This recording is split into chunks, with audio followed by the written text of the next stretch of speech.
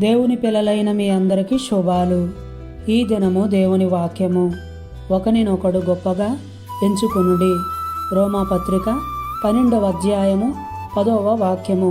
ప్రేమ మత్సరపడదు, డంబముగా ప్రవర్తించదు.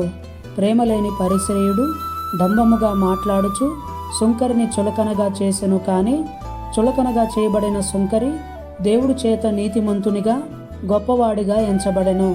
గనుక మనము ఇతరులను గొప్పగా ఎంచి అదే ప్రతిఫలాన్ని పొందుదాము.